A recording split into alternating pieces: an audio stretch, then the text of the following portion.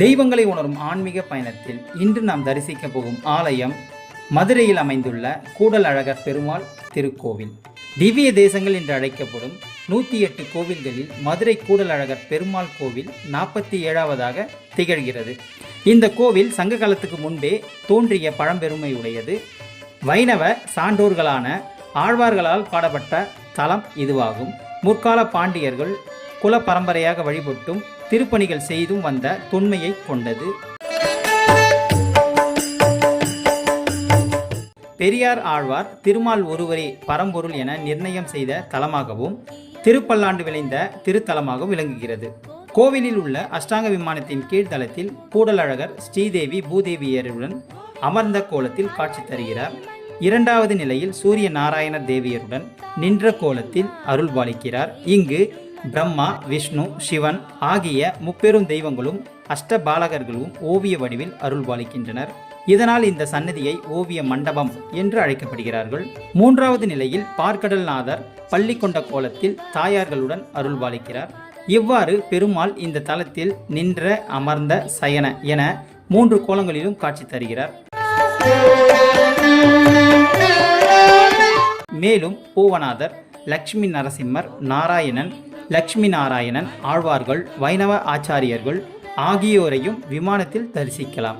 மலைக்கோவில்களில் பௌர்ணமி அன்று கிரிவலம் வருவது போல இங்கே பக்தர்கள் விமானத்தில் வலம் வருகிறார்கள். இங்குள்ள உற்சவர் வியூக சுந்தராஜன் என அழைக்கப்படுகிறார்.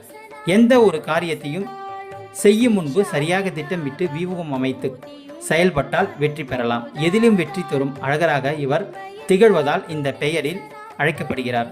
இந்த பகுதியை ஆண்ட மன்னர்கள் போருக்கு செல்லும் பொழுது இவரை வேண்டி வியூகம் அமைத்து கொண்டனர். இதனால் கூடல் அழகருக்கு இந்த பெயர் ஏற்பட்டது எனவும் கூறுகிறார்கள். இந்த கோவில் பஞ்சபூத தத்துவங்களை உணர்த்தும் வகையில் 5 கலசத்துடன் கூடிய 5 நிலை ராஜகோபுரம், 8 எழுத்து மந்திரத்தை உணர்த்தும் வகையில் 8 பிரகாரங்களுடன் அமைந்த கோவில் இதுவாகும். ஆண்டாள், சக்கரத்தாழ்வார், நவகிரகம், ஆழ்வார்கள், ஆச்சாரியார்கள், மணவாள மாமுனிகள், ராமர், கிருஷ்ணர், லட்சுமி நாராயணன், கருடன், ஆஞ்சநேயர், லட்சுமி நரசிம்மர் ஆகியோருக்கு தனித்தனி சன்னதிகள் உள்ளன. சூரிய மண்டபத்தில் சூரியன் அஷ்டாங்க விமானத்துடன் கூடிய ரதத்தில் வலம் வருவார். இந்த ரதத்தின் மாதிரி சிற்பம் கோவிலின் சுற்றுச்சுவரில் அமைக்கப்பட்டுள்ளது. ஒரு முறை மதுரையில் தொடர்ந்து மழை பெய்யவே மக்கள் பெரிதும் பாதிக்கப்பட்டனர். தங்களை மழையிலிருந்து காத்தருளும்படி பெருமாளை வேண்டினர். பக்தர்களின் வேண்டுதலை ஏற்ற பெருமாள் 4 மேகங்களை ஏவினார். அவை மதுரை சுற்றி 4 மாடங்களாக ஒன்று கூடி மழையின் இருந்து மக்களை காத்தது. இவ்வாறு 4 மேகங்கள் ஒன்று கூடியதால் இந்த கோவில் 4 மாட கூடல் என்றும் கூடல் மாநகர் என்றும் அழைக்கப்படுகிறது. சுவாமியையும் கூடல் அழகர் என்றும் அழைக்கப்படுகிறார்கள். 108 திவ்ய தேசங்களில் கூடல் அழகர் கோவிலும் திருக்கோஷ்டியூரிலும் மட்டுமே அஷ்டாங்க விமானத்தில் சுவாமிகள் காட்சி தருகின்றனர். இந்த விமானம் 125 அடி உயரம் கொண்டதாகும். இதிலுள்ள கலசம் 10 அடி உயரமுடையது. இதன் நிழல் தரையில் விழாது என்பது சிறப்பம்சமாகும். 8 பகுதிகளாக உயர்ந்து நிற்கும் இந்த விமானம் ஓம் நமோ நாராயண என 8 எழுத்து மந்திரத்தின் வடிவமாகும். மதுரை கூடலழகர் கோவிலில் தினமும் 6 கால பூஜை நடைபெறுகிறது.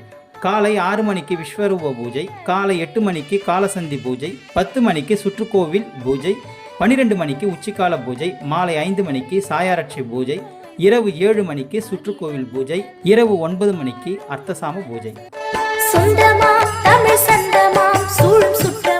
கூடலழகர் கோவில் வேண்டுதல் ஸ்தலமாக திகழ்கிறது.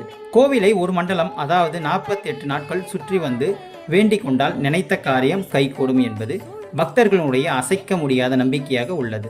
இந்த ஆலயம் காலை 6 மணி முதல் 12 மணி வரையிலும், மாலை 4 மணி முதல் இரவு 8 மணி வரையிலும் திறந்திருக்கும். இதுதான் இந்த ஆலயத்தினுடைய பெருமைகளாகும். இந்த ஆலயத்தின் வரலாறு உங்களுக்கு பிடிக்கும் என்று நான் நம்புகிறேன். மறக்காமல் சப்ஸ்கிரைப் செய்யவும். மீண்டும் அடுத்த பதிவில் நான் உங்களை சந்திக்கின்றேன். நன்றி, வணக்கம்.